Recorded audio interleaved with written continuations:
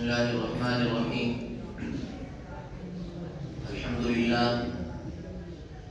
لله نحمده ونستعينه ونستغفره ونؤمن به ونتوكل عليه ونعوذ بالله من شرور أنفسنا ومن سيئات أعمالنا. من يهده الله فلا مضل له ومن يضلل فلا هادي له. ونشهد أن لا إله إلا الله وحده لا شريك له. ونشهد أن سيدنا ومولانا محمدا عبده ورسوله. قال الله تبارك وتعالى في كلامه العزيز والفرقان الحميد: أعوذ بالله من الشيطان الرجيم. بسم الله الرحمن الرحيم. حاميم والكتاب المبين إنا أنزلناه في ليلة مباركة إنا كنا منذرين. عن علي بن أبي طالب رضي الله تعالى عنه قال: قال رسول الله صلى الله عليه وسلم: إذا كانت ليلة من نصف شعبان فقوموا ليلها وصوموا نهارها، أو كما قال النبي صلى الله تعالى عليه وسلم. اللهم صل على محمد النبي الأمي الهاشمي وعلى آله وسلم تسلیما. میرے معزز بھائیو، بزرگ اور عزیز دوستو، آج شعبان کی 15ویں شب ہے.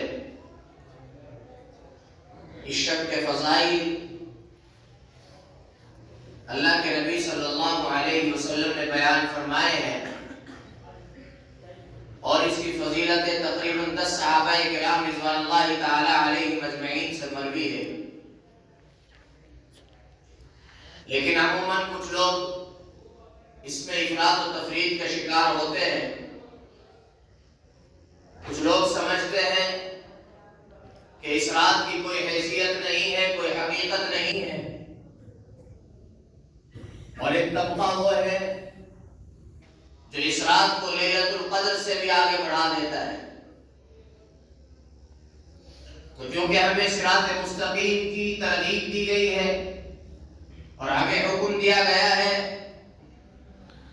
کہ اعتدال کے ساتھ رہے، اور اللہ کے نبی صلی اللہ علیہ وسلم نے جتنی فضیلتیں جس کے متعلق بیان کر دی گئی ہے، بس اتنی ہی باتوں کو تسلیم کریں. اپنی طرف سے نہ اضافہ کر سکتے ہیں نہ کمی کر سکتے ہیں. بدعات اور الحاد سے روک دیا گیا ہے. تو اس رات کی فضیلتیں تقریباً 10 صحابہ کرام رضوان اللہ تعالی علیہ مجمعین سے مروی ہے. وہ لوگ جو یہ کہتے ہیں کہ اس رات کی کوئی حقیقت نہیں ہے، کوئی حیثیت نہیں ہے، اور یہ رات عام رات کی طرح ہے، وہ ایسے لوگ سب غلطی پر ہیں. اور جو اس رات کو بہت زیادہ بڑھا دیتے ہیں، لیلۃ القدر کے ساتھ اس کا تعلق جوڑ دیتے ہیں اور اس سے بھی بڑھ کر مانگنے لگتے ہیں، وہ بھی غلطی پر. تو فرمایا گیا کہ اعتدال کے ساتھ رہے. جتنا حکم جس کے تعلق سے دیا گیا ہے بس اتنی باتوں کو مانے، نہ اضافہ کرنا ہے نہ کمی کرنی ہے. حضرت ابوبکر صدیق رضی اللہ تعالیٰ عنہ راوی اس رات کے متعلق فرماتے ہیں، اللہ کے نبی صلی اللہ علیہ وسلم نے فرمایا کہ اس رات میں اللہ رب العزت آسمان دنیا پر نازل ہوتا ہے، اور یہاں آنے کے بعد میں اللہ رب العزت اعلان فرماتا ہے، اور عام مغفرت اللہ رب العزت فرماتا ہے. تو لہذا یہ اس رات کی فضیلت پر دلالت کرتا ہے.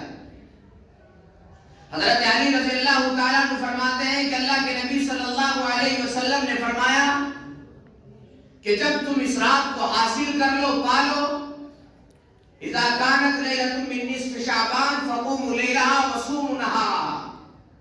اس رات کو جب تم پالو، اس رات تک جب تم پہنچ جاؤ، اور اس رات کو جب تم حاصل کر لو، تو اس کی رات کو عبادت کرو اور اس کے دن کو روزہ رکھو. اور فرمایا حضرت عائشہ صدیقہ رضی اللہ تعالی عنہا نے، جامع ترمذی میں روایت موجود ہے، فرماتی ہے کہ ایک رات میں اپنے محبوب صلی اللہ تعالی علیہ وسلم کے ساتھ اپنے بستر پر آرام کر رہی تھی.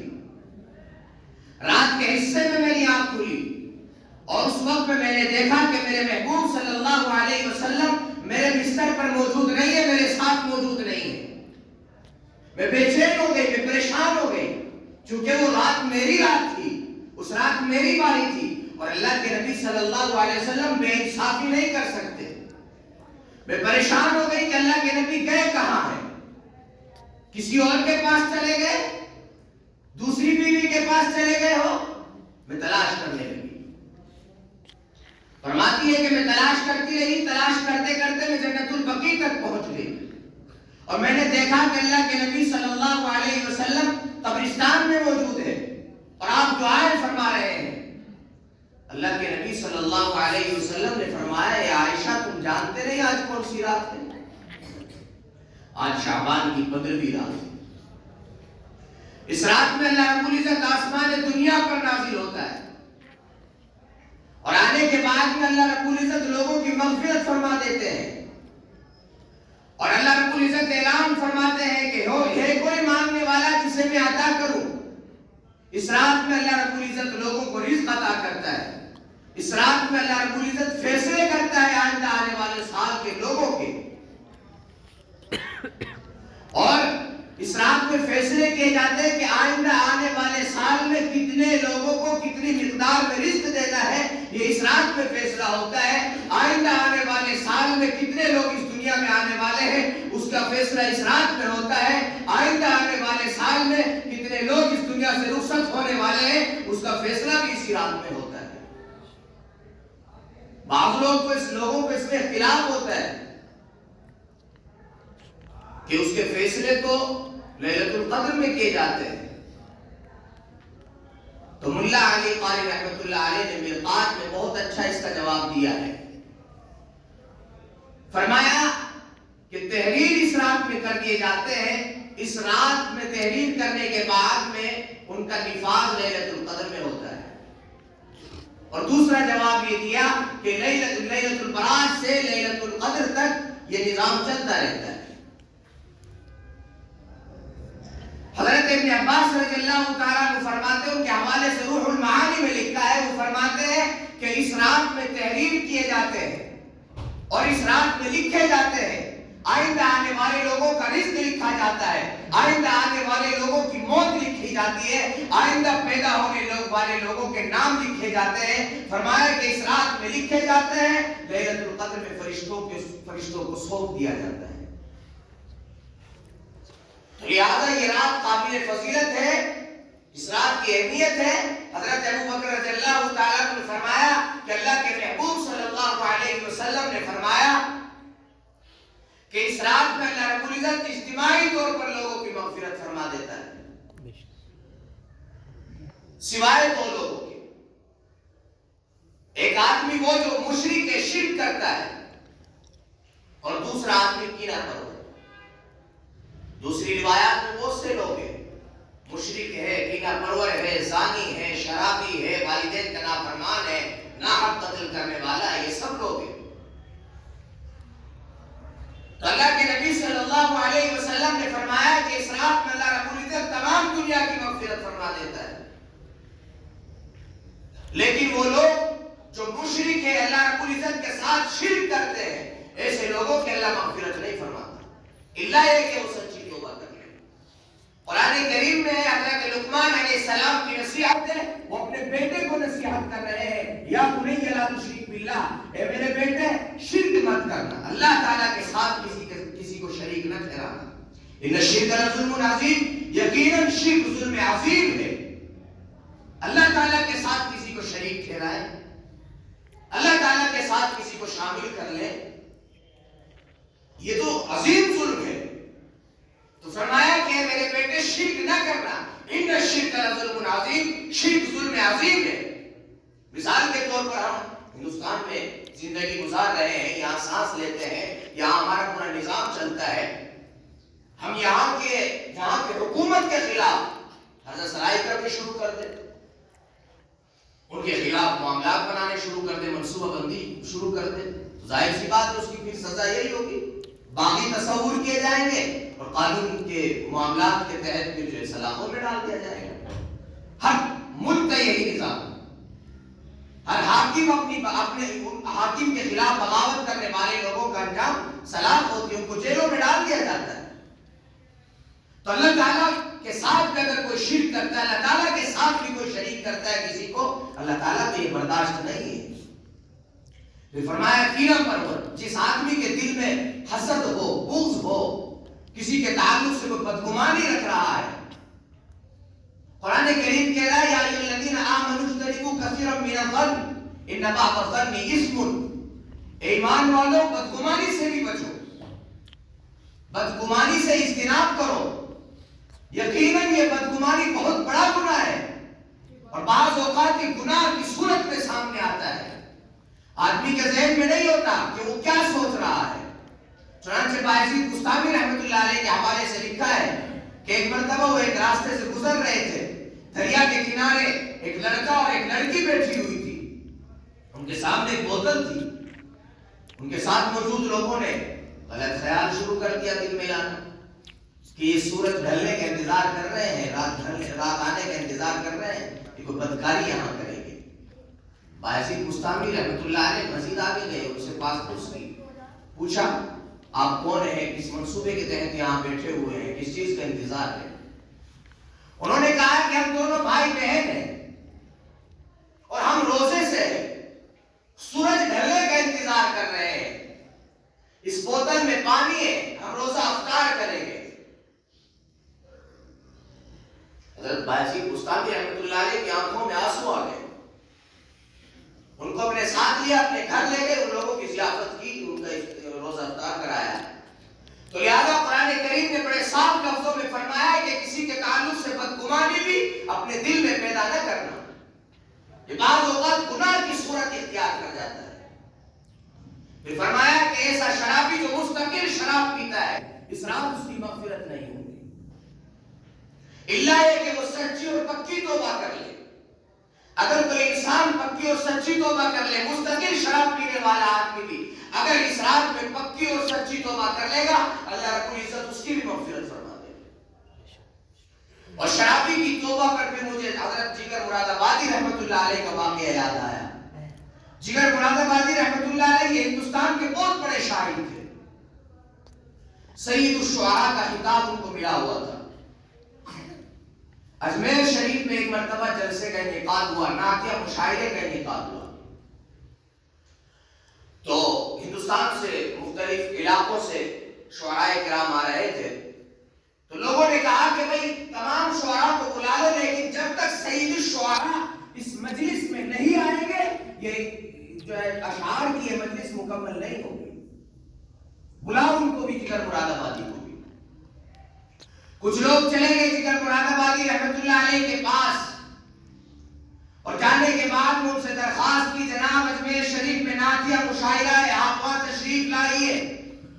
جگر مراد آبادی نے کہا میں نعت نہیں پڑھتا، میں تو غزلیں پڑھا کرتا ہوں، میں وہاں نہیں آ سکتا، میں نے کبھی نعت نہیں لکھی ہے، نہ میں نے کبھی نعت پڑھی ہے۔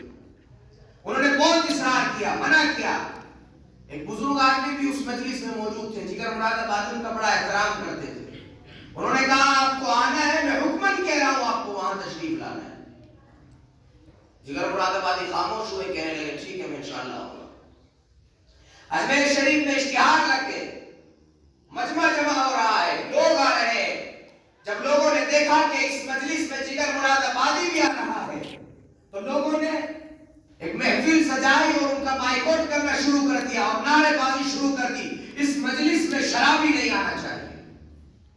یہ اتنا بڑا جگر مراد آبادی رحمۃ اللہ علیہ اپنی ابتدائی زندگی میں اتنے بڑے شرابی تھے، سر بازار شراب پیا کرتے تھے، اشعار پڑھ رہے ہوتے تھے اور شراب پی رہے ہوتے تھے، ان کا یہ معمول تھا۔ تو لوگوں نے کہا کہ ایک شرابی کی زبان سے اللہ کے نبی صلی اللہ علیہ وسلم کی مدح سنیں گے، ایک شرابی کی زبان سے ہم نعت سنیں گے، لہذا ان کو اس مجلس میں آنے کی اجازت نہیں ہے۔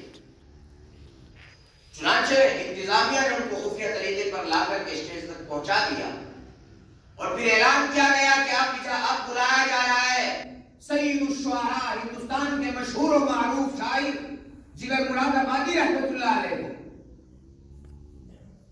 سب لوگ کھڑے ہو گئے، ہنگامہ برپا ہو گئے، ان کو اشعار پڑھنے کی اجازت نہیں ہے، ان کو اشعار پڑھنے کی اجازت نہیں ہے۔ جگر مراد آبادی رحمۃ اللہ علیہ کچھ دیر خاموش رہے، اس کے بعد انہوں نے کہا کہ لوگوں بیٹھ جاؤ، کہیں ایسا نہ ہو کہ اللہ کی طرف سے مجھے پڑھنے کی توفیق اور آپ کو سننے کی توفیق چھین جائے۔ سب لوگ خاموش ہو گئے، مجمع پر سناٹا چھا گیا۔ پھر جگر مراد آبادی رحمت اللہ علیہ نے اشعار پڑھے، اور اس کے بعد میں جب وہ اسٹیج سے نیچے آئے تو حضرت خواجہ عزیز الحسن مجذوب رحمت اللہ علیہ سے ان کی ملاقات ہوئی۔ خواجہ عزیز الحسن مجذوب رحمت اللہ علیہ نے فرمایا کہ میں آپ کو اپنے شیخ سے ملانا چاہتا ہوں۔ حضرت خواجہ عزیز الحسن مجذوب رحمت اللہ علیہ کے شیخ تھے حضرت تھانوی رحمت اللہ علیہ، مولانا محمد اشرف علی تھانوی نور اللہ مرتضی۔ فرمایا کہ میں آپ کو اپنے شیخ کے یہاں لے جانا چاہتا ہوں، ان کی مجلس میں لے جانا چاہتا ہوں۔ جگر مراد آبادی نے کہا کہ ٹھیک ہے، لے چلیے، لیکن میری دو شرطیں ہیں۔ آپ کے شیخ کے پاس جاؤں گا دو شرطوں کے ساتھ۔ نمبر ایک ہے کہ میں شراب کا عادی ہوں، مجھے شراب پینے کی عادت ہے، اگر آپ کے شیخ مجھے شراب پینے کی اجازت دیں گے تو میں آپ کے شیخ کے پاس جاؤں گا۔ اور دوسرے یہ کہ میں چہرے پر داڑھی نہیں رکھتا، آپ کے شیخ مجھے داڑھی رکھنے پر مجبور نہیں کریں گے۔ انہوں نے کہا ٹھیک ہے، آپ چلیے۔ چنانچہ جگر مراد آبادی کو حضرت خواجہ عزیز الحسن مجذوب رحمت اللہ علیہ لے کر کے تھانہ بہت چلے گئے، اور وہاں جانے کے بعد میں حضرت تھانوی نور اللہ مرتضی کی خدمت میں لے جا کر کے بٹھا دیا۔ جب شام ہوئی اور جگر مراد آبادی کو معمول کے مطابق شراب پینے کی جو عادت تھی اس کی طلب پیدا ہوئی، تو جگر مراد آبادی نے کہا کہ میرے مطالبے کے ساتھ مجھے شراب دی جائے اور مجھے شراب پلائی جائے۔ حضرت تھانوی رحمت اللہ علیہ نے فرمایا کہ یہ خانقاہ ہے، یہاں شراب پینے کی اجازت نہیں ہے، میرا گھر کھلا ہوا ہے، وہاں جاؤ اور وہاں جا کر کے شراب پی لو۔ یہ تربیت کا نظام ہوتا ہے۔ اگر آپ کسی آدمی کو بلا کر کے ڈانٹنا ٹپٹنا شروع کر دیں گے اور اس پر تنقید کرنا شروع کر دو گے کہ بھئی تو شرابی ہے، نکل میرے گھر سے، تجھے کس نے اجازت دی میرے گھر میں شراب پلانے کی؟ تجھے کس نے کہا کہ آ کر کے شراب پیے گا؟ آج کوئی مسجد کے دروازے پر شراب پی کر کے آ جائے، 10 لوگ اسے دھکے دے کر کے نکالیں گے۔ وہ پھر صحیح سلیم العقل فطرت انسان جب وہ شراب کے نشے سے نکل بھی جائے گا تب بھی وہ جو ہے یہاں کرنا اسے مناسب نہیں لگے گا، وہ شرم سے مر جائے گا۔ تو یہ تربیت کا نظام ہوتا ہے۔ تھانوی رحمت اللہ علیہ نے فرمایا کہ بھئی یہ خانقاہ ہے، یہاں شراب نہیں پی جا سکتی، آپ میرے گھر میں جائیے اور وہاں جا کر کے آپ شراب پی لیجیے۔ جگر مراد آبادی کے دل پر بڑا اثر ہوا، اس نے شراب کی بوتل پھینک دی اور اس نے کہا کہ حضرت میں آج عہد کرتا ہوں، وعدہ کرتا ہوں کہ آج کے بعد زندگی میں شراب کا قطرہ اپنے حلق سے نہیں ہوتا ہوں، اور آج کے بعد سے میں اپنے چہرے پر داڑھی رکھوں گا۔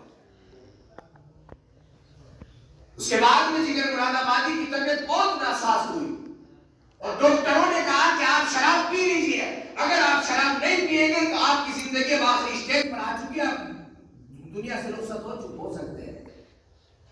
ایسے موقع پر فقہاء نے لکھا ہے کہ بطور دوائی شراب استعمال کی جا سکتی ہے اس پوزیشن پر، اور اجازت دی گئی تھی ان کو کہ آپ پی سکتے ہیں اپنی زندگی کو بچانے کے لیے، چونکہ ماہرین طبیب جو ماہر ڈاکٹر تھے انہوں نے کہا تھا کہ آپ کا آخری علاج اب شراب بچتا ہے، آپ شراب پیجیے۔ جگر مراد آبادی نے کہا کہ میں موت کو گلے لگا سکتا ہوں، شراب کو اپنے حلق سے نہیں اتاروں گا، میرے عہد کیا ہوا ہے۔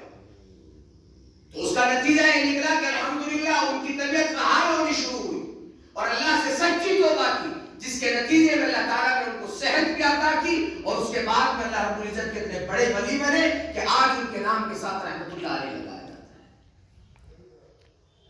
تو جب اللہ تعالیٰ کسی کو معاف کرنے پر آتا ہے، ایسا شرابی جو سرے بازار شراب پیا کرتا تھا، ایسا شرابی جو اسٹیج پر شراب پیا کرتا تھا، ایسا شرابی جو ہر اشعار کے ساتھ ایک جام لگایا کرتا تھا، ایسا شرابی جس کے تعلق سے مشہور تھا کہ یہ شرابی شاعر ہے، اللہ تعالیٰ نے ان کو قبول کیا تو اللہ تعالیٰ کے مقبول ترین انسان ہو گئے۔ تو فرمایا کہ ایسے شرابی جو شراب کے عادی ہیں، مسلسل شراب پیتے ہیں، اور اس رات وہ توبہ کی نیت سے اللہ تعالیٰ کے سامنے آئے گریہ مزاری کرے، اللہ کے سامنے روئے، تو اللہ تعالیٰ ان کو بھی معاف کر دے گا۔ آئندہ شراب نہ پینے کا عزم کرے، اللہ معاف کر دے گا۔ پھر اس کے بعد میں فرمایا کہ ناحق قتل کرنے والا، ایسا انسان جو ناحق قتل کرتا آ رہا ہے اور اللہ کے سامنے توبہ نہیں کی، اللہ کے سامنے گڑ گڑایا نہیں ہے، اللہ کے سامنے رویا نہیں ہے، اللہ کے سامنے گریہ مزاری نہیں کی ہے، تو فرمایا کہ اس انسان کی بھی مغفرت نہیں ہوتی۔ قرآن کریم کہتا ہے وَمَنْ أَحْيَاهَا فَكَأَنَّمَا أَحْيَا النَّاسَ جَمِيعًا۔ اس سے پہلے ایک مزید اللہ تعالیٰ نے فرمایا کہ اگر کوئی انسان کسی کو ناحق قتل کرتا ہے گویا کہ اس نے پوری کائنات کو قتل کیا ہے، اور اگر کسی نے کسی کی زندگی بچائی، کسی انسان کسی مریض کی زندگی بچائی، تو گویا کہ اس نے پوری کائنات کی زندگی بچائی۔ یہاں قرآن کریم نے بڑے صاف لفظوں میں فرما دیا کہ ناحق قتل کرنے والا صرف ایک انسان کا قاتل نہیں ہے بلکہ وہ پوری کائنات کا قاتل ہے۔ من قتل نفسا بغیر نفس او فساد فی الارض فکأنما قتل الناس جميعا۔ ایسا انسان جس نے کسی دوسرے انسان کا ناحق قتل کیا ہے، یہاں یہ نہیں کہا کہ کسی مسلمان کا ناحق قتل کیا ہو، قرآن کریم نے یہاں لفظ الناس استعمال کیا ہے، فرمایا من قتل نفسا بغیر نفس، کسی جان کو بغیر کسی جرم کے ختم کر دیا ہو، کسی انسان کو بغیر کسی جرم کے قتل کر دیا ہو، بغیر کسی وجہ کے قتل کر دیا ہو، فرمایا ایسا انسان صرف ایک انسان کا قاتل نہیں ہے، وہ پوری کائنات کا قاتل ہے۔ ایسے انسان نے گویا کہ پوری کائنات کا قتل کیا ہے، اور ایسا انسان جس نے ناحق کسی کا قتل کیا ہو اور آئندہ بھی قتل کا منصوبہ رکھتا ہو، ایسے انسان کی بھی اسلام میں کوئی مغفرت نہیں ہے۔ تو لہذا جب قتل کی بات آتی ہے تو پھر یاد آتا ہے حجاج ابن یوسف ثقفی، یہ اتنا بڑا قاتل تھا اپنے زمانے کا، 1,20,000 لوگوں کا قاتل ہے، 1,20,000 لوگوں کا قاتل۔ اچھا تعلیم یافتہ تھا، کام بھی بہت اچھے کیے ہیں اپنے دور میں، قرآن کریم پر اعراب اسی نے لگوائے ہیں، حجاج ابن یوسف ثقفی نے، اور اتنا بڑا قاتل تھا، صحابوں کا قاتل تھا، عبداللہ ابن زبیر جیسے عظیم صحابی کا قتل کیا ہے، محمد ابن قاسم سرحدوں کی پہرےداری کر رہے تھے، ظالمین سے لڑ رہے تھے، ادھر یہ صحابہ کرام رضوان اللہ علیہم اجمعین کے قتل سے، ان کے خون سے اپنے ہاتھوں کو رنگین کر رہا تھا، تابعین کے خون سے اپنے ہاتھوں کو رنگین کر رہا تھا۔ یہ زمین گواہ ہے، اس نے حجاج ابن یوسف ثقفی جیسا قاتل آج تک اس کے بعد نہیں دیکھا۔ چنانچہ اس نے آخری قتل کیا حضرت سعید ابن جبیر رضی اللہ تعالیٰ عنہ، یہ تابعی ہے، عظیم تابعی ہے۔ انہوں نے خطاب میں کہا کہ حجاج ابن یوسف ثقفی ظالم ہے۔ حجاج ابن یوسف تک یہ بات پہنچی تو حجاج نے حضرت سعید کو بلایا اور بلانے کے بعد میں کہا کہ آپ نے میرے خلاف یہ بات کہی ہے، کیا آپ نے کہا ہے کہ حجاج ابن یوسف ظالم ہے؟ انہوں نے کہا جی ہاں میں نے کہا ہے، حجاج ابن یوسف ظالم ہے، میں نے کہا ہے، آپ نے ظلم کو لوگوں کے سامنے ذکر کیا ہے، قائم کو لے جاؤ اور لے جا کر کے کو قتل کر دو۔ جب جلاد ان کو لے جانے لگے تو یہ ہنسنے لگے، حجاج ابن یوسف غصے سے آپ کو بھولا ہو گئے، اس نے کہا میرے سامنے ان کو قتل کرو۔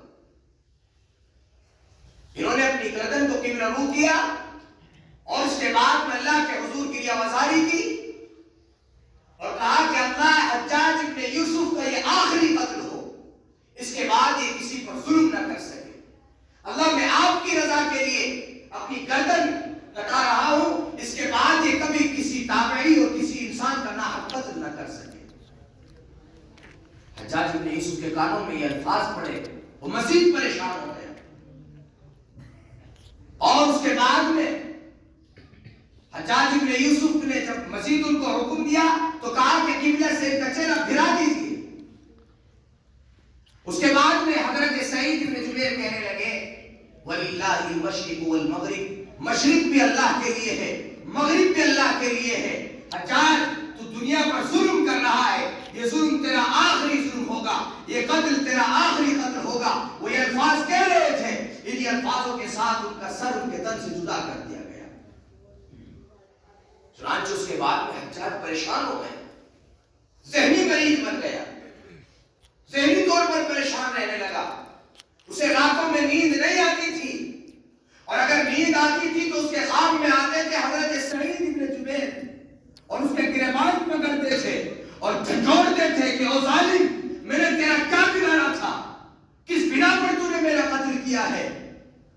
کیا وجہ تھی جو تو نے میرا قتل کیا ہے؟ میرے خلاف تیرے پاس کیا ثبوت تھے؟ یہ عظیم تابعی جس کو جھنجھوڑ رہے خواب میں، یہ پریشان، اسی پریشانی کے عالم میں وہ کہتا ہے کیا ہو گیا سعید کو اور کیا ہو گیا حجاج کو کہ اس نے ناحق قتل کیے ہیں۔ اس کی آنکھ کھلتی ہے، یہ پریشان، کوئی علاج نظر نہیں آتا، کوئی علاج اس کو نظر نہیں آ رہا ہے، رات میں نیند نہیں آتی ہے، بے چین رہتا ہے، ذہنی مریض رہنے لگا ہے۔ اس نے حکیموں کو بلوایا، کہا کہ حکیموں کو بلاؤ، میرا علاج کریں گے۔ حکیم آئے اور آنے کے بعد میں حکیم صاحب نے گوشت کا ٹکڑا ایک دھاگے میں باندھ کر ان کے حلق سے اتار دیا، اور جب اس دھاگے کو کھینچا گیا تو اس گوشت کے ٹکڑے پر عجیب قسم کے کیڑے لپٹے ہوئے تھے، اور اس میں اتنی بدبو تھی کہ 1 مربع میل تک وہ بدبو پھیل چکی تھی۔